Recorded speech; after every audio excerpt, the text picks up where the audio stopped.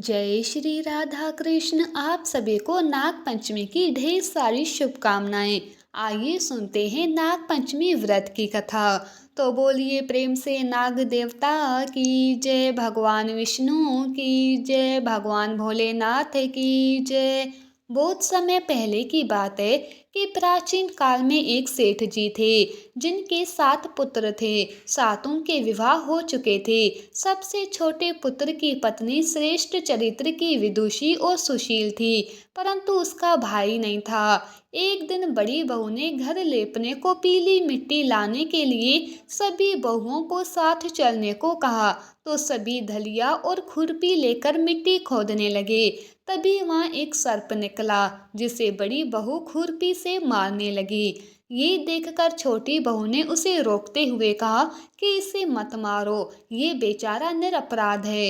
ये सुनकर बड़ी बहू ने उसे नहीं मारा। तब सर्प एक ओर जाकर बैठ गया। तब छोटी बहू ने उससे कहा कि मैं अभी लौट कर आती हूँ, तुम यहाँ से जाना मत। ये कहकर वह सबके साथ मिट्टी लेकर घर चली गई और वहाँ कामकाज में फंसकर सर्प से जो वादा किया था वो भूल गई। उसे दूसरे दिन जब वो बात याद आई तो सबको साथ लेकर वहां पहुंची और सर्प को उस स्थान पर बैठा देखकर बोली कि सर्प भैया नमस्कार। सर्प ने कहा तू भैया कह चुकी है, इसीलिए तुझे छोड़ देता हूँ, नहीं तो झूठी बात कहने के कारण तुझे अभी ढंस लेता। वो बोली भैया मुझसे बड़ी भूल हो गई, और फिर वो सर्प से क्षमा मांगने लगी। तब सर्प बोला अच्छा तू आज से मेरी बहन हुई और मैं तेरा भाई हुआ, तुझे जो कुछ मांगना हो मुझसे मांग ले। वो बोली भैया मेरा कोई नहीं है, अच्छा हुआ जो तू मेरा भाई बन गया। कुछ दिन व्यतीत होने पर वो सर्प मनुष्य का रूप रखकर उसके घर पर आया और बोला कि मेरी बहन को भेज दो।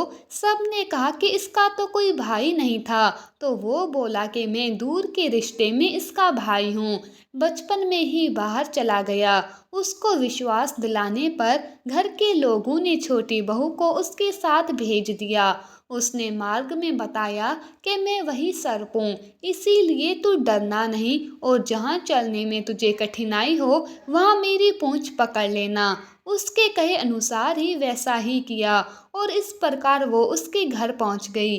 वहां के धन ऐश्वर्य को देखकर वो चकित हो गई। एक दिन सर्प की माता ने उससे कहा कि मैं एक काम से बाहर जा रही हूँ, तू अपने भाई को ठंडा दूध पिला देना। उससे ये बात ध्यान ना रही और उसने गर्म दूध उसे पिला दिया, जिसमें उसका मुख भीतर से जल गया।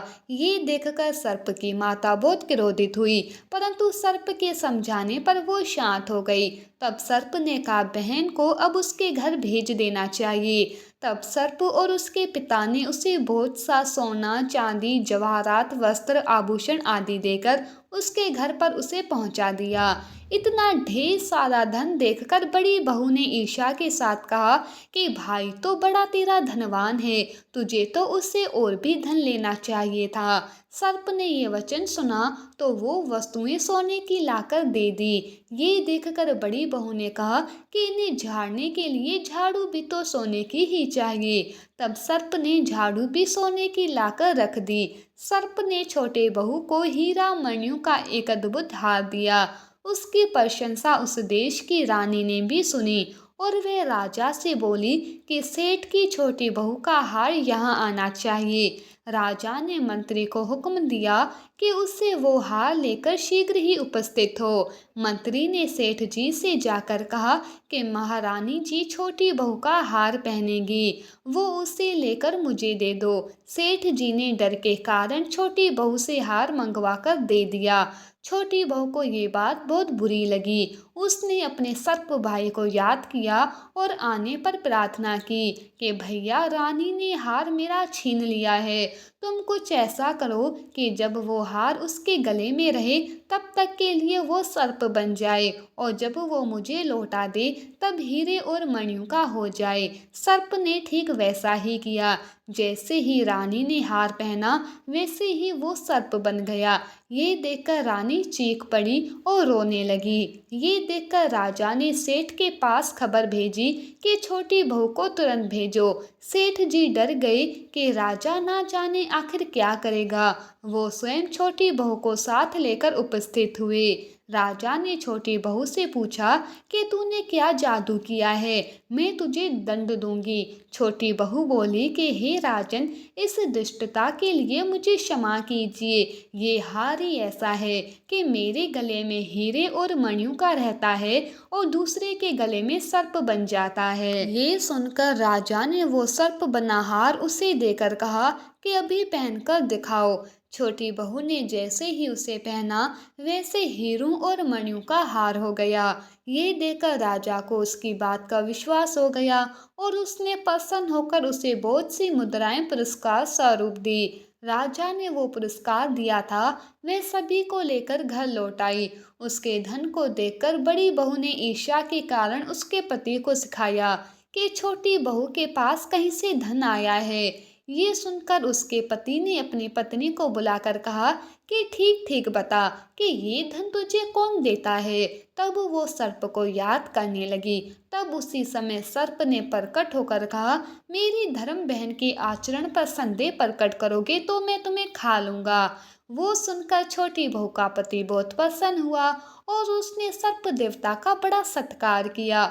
उसी दिन से नाग पंचमी का त्योहार मनाया जाता है और स्त्रियां सर्प को भाई मानकर उनकी पूजा करती है और उन्हें दूध पिलाती है। जो भी जातक, जो भी भक्त सच्ची श्रद्धा के साथ नाग पंचमी के दिन नाग देवता का पूजन करते हैं, उन्हें दूध चढ़ाते हैं और गाय के दुग्ध से उनका नाग देवता का अभिषेक करते हैं, तो नाग देवता इससे प्रसन्न होकर के मनवांछित फलों को प्रदान करते हैं। तो बोलिए प्रेम से नाग देवता की जय, भगवान विष्णु की जय, भगवान भोलेनाथ की जय। इसी प्रकार से जो भी भक्त सच्ची श्रद्धा के साथ, नियम और निष्ठा के साथ नाग देवता का पूजन करते हैं, इससे भगवान शिव जी, भगवान विष्णु और नाग देवता का कृपा प्राप्त होता है। इससे काल सर्प आदि दोषों का भय नहीं होता है। इन सभी दोषों से मुक्ति भी प्राप्त होती है।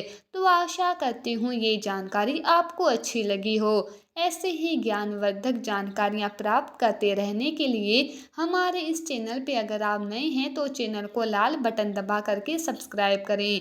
साथ में बेल आइकॉन घंटी को दबाएं ताकि मेरे वीडियोस का नोटिफिकेशन आपको समय से मिलता रहे। वीडियो को लाइक करें, शेयर करें। सुखी रहें और स्वस्थ रहें। जय श्री राधा कृष्ण। धन्यवाद।